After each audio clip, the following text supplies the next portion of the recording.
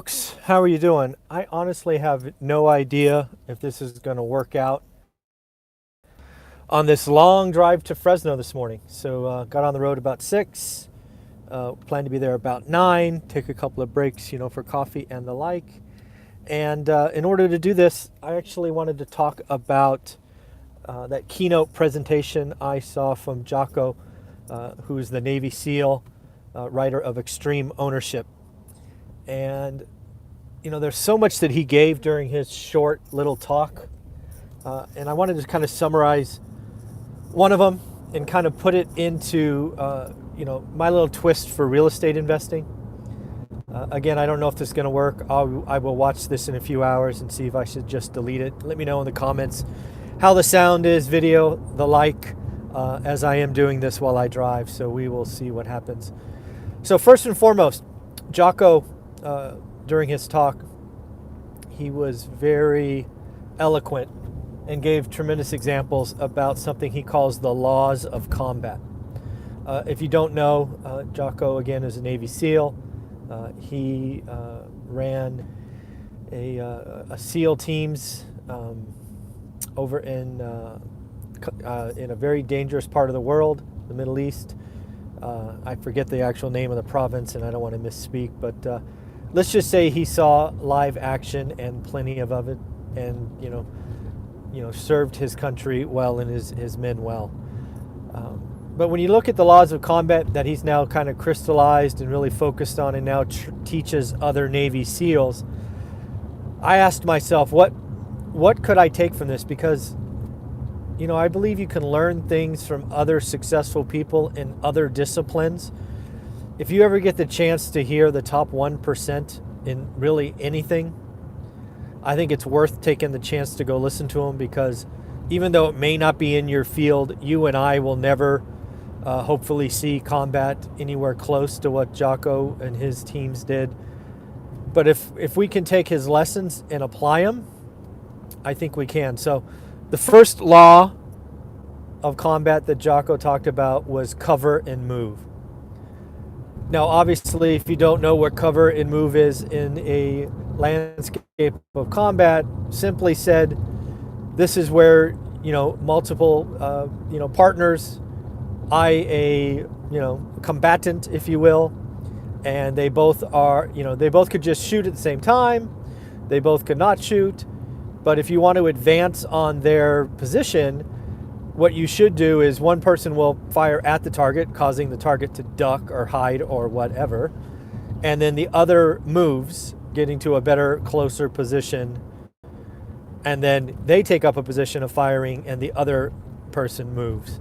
It's how you advance on a target together, right? Together you achieve more. So when I look at that, cover and move, I think real estate investing, I think there's just, not only is teamwork vital, but it's also trusting your teammates, right?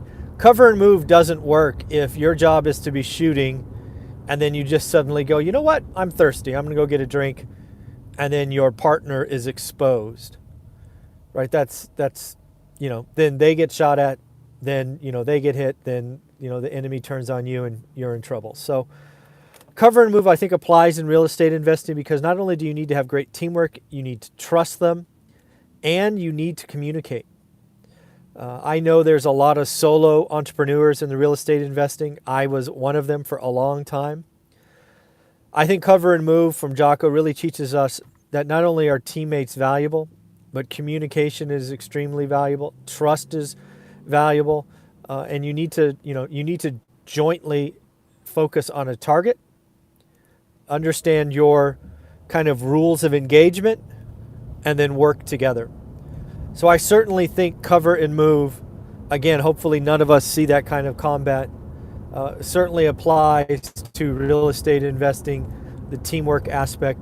Because again, if you're trusting someone to do something and they don't, they leave you exposed, maybe with liability issues, delays, hard money costs, whatever that happens to be.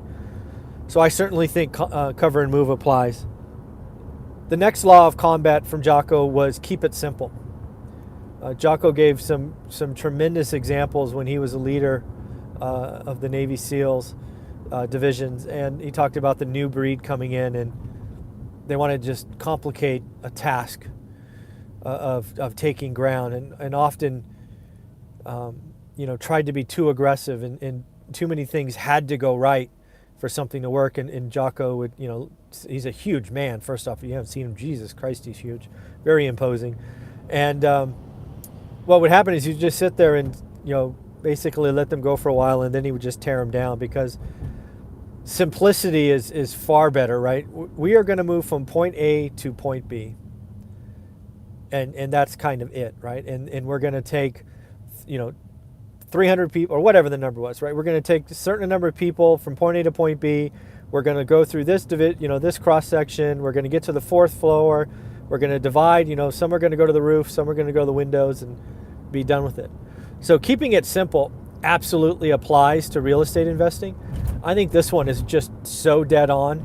I believe too many of us, again, myself included, kind of overcomplicate it. When you break down real estate investing, there's really only kind of a few things you got to get right. One is you have to talk to sellers, and that starts with identifying owners. If you can talk to sellers or owners that have some kind of pressure, right? Time pressure, condition pressure, whatever, i.e. the motivated sellers, that is going to help, right? That's simple. Sometimes we overcomplicate it by going, hey, I need to do this, and I'm going to send a postcard out on Monday. I'm going to text them on Wednesday. I'm going to leave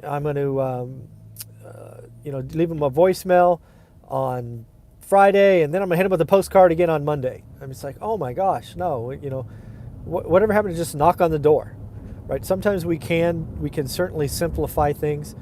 So number one is you got to talk to sellers. Ideally, finding the more motivation, the better. Then you have to be able to understand how you want to transition out.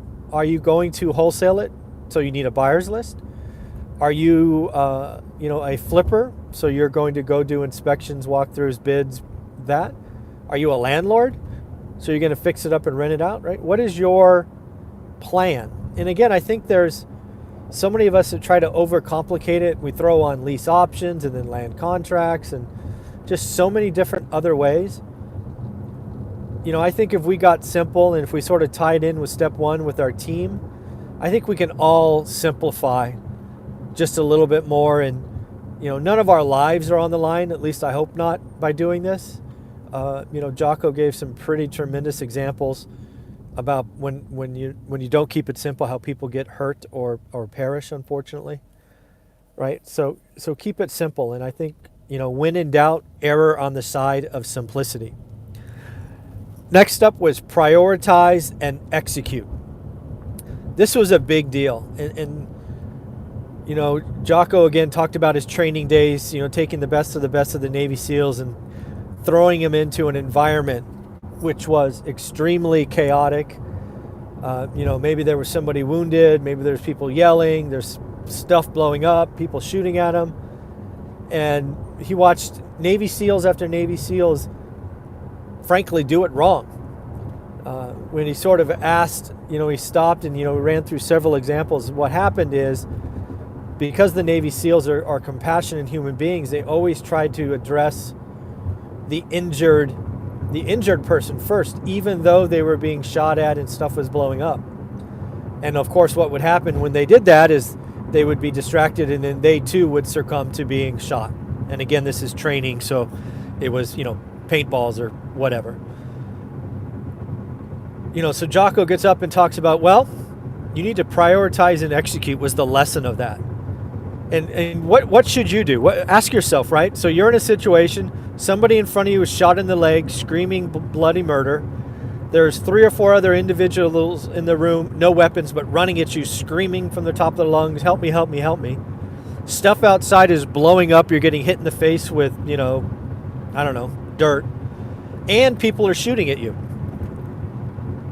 The right answer is you need to prioritize. In that situation, you prioritize being shot at. Even though that individual in front of you is bleeding, you need to take care of and secure the environment. Then you could deal with what's happening in front of you. Then you could deal with the people and, keep moving forward. So you need to prioritize. This, we get lost in urgent and immediate. I am so guilty of this, right? I don't know about you, but I can't tell you how many times I just respond to the top of my email just because it's there. Instead of reassessing my day, I come in with the best intentions with what my goals are for the day, but as soon as I get in it, I just deal with what's in front of me. And that is absolutely the wrong thing. And Jocko did a great job of talking about prioritize and execute. I know this is one that I need to take ownership of. I need to start prioritizing. I need to come into the day with a plan, sort of execute on that plan, and then deal with the rest when I can get to it. And frankly, I need to be okay with letting some things slide. I admittedly try to do too much, and sometimes that bites me in the butt. So this is one that Jocko gave that kind of smacked me right in the nose. So that's a big one for me. And then the fourth one is you need to decentralize command, right? Obviously, the Navy SEALs are well-trained individuals. SEALs operate as teams, and they need to not only trust each other, work together like we talked about earlier, but you need to be able to trust them to pivot and execute. But here's the deal. You need to simplify and tell them everything that's going on and really answer the why of a mission. And here's an example that Jocko gave during the day. So Jocko gave, during the day, gave an example of a mission where they were, typically speaking, on the roof of buildings. There's these little 2 or 3 foot cement walls. They leveraged these walls for protection, so they could take high ground, see down below, and not be directly open to enemy fire. So Jocko sends out a mission. They say, hey, when we get there, you do this, and take 5 of your men to the roof and give us cover. The men on the roof get up there, and there's no wall. This is one of the buildings there that, for whatever reasons, doesn't provide cover.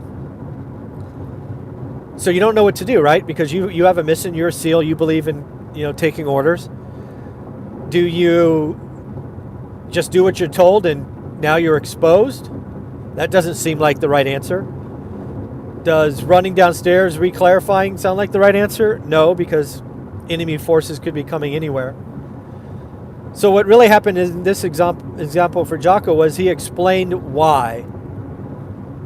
He said, basically before the mission started, he explained that they expected to have cover on the roof, and he told them, what we want is we are going to be picked up coming from the north. We need cover to see if any enemy fighters are going to become a problem for the vehicles that are going to be coming to get us. And because he gave those extra details, the guys on the roof were able to understand we've got to provide cover for the north. We can't leave ourselves exposed.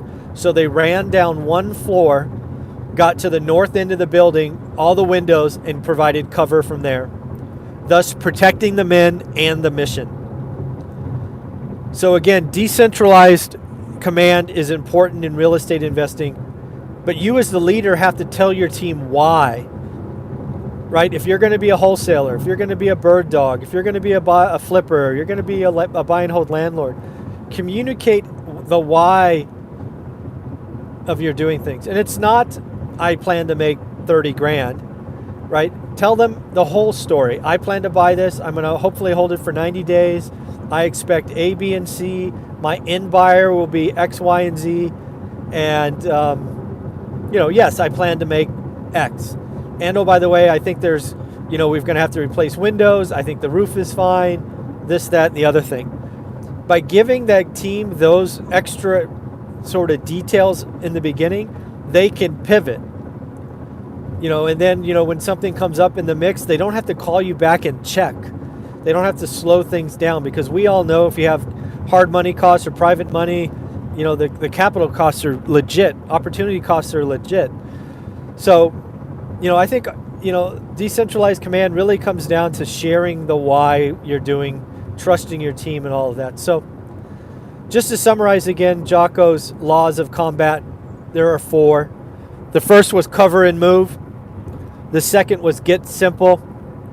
The third was prioritize and execute. And the last was decentralized command. And I will take personal ownership that I need to do a much better job of prioritize and execute. So that's what I took from it. If you ever get the chance to hear Jocko speak, go do it. Much respect to him for what he did and his fellow Navy SEALs and everyone who was served. Thank you. They put their lives on the line. Everybody who served our great nation. So thank you. I wish we didn't have to do that, but sometimes, we need to protect others and go do what has to be done. All right, so I'm on 152 heading to 99, probably another hour or so from Fresno. I'll talk to you guys later. Let me know how this worked. Never done one of these driving blogs before, so sorry for lack of eye contact, but my eyes need to be on the road. All right, everybody, take care. Bye.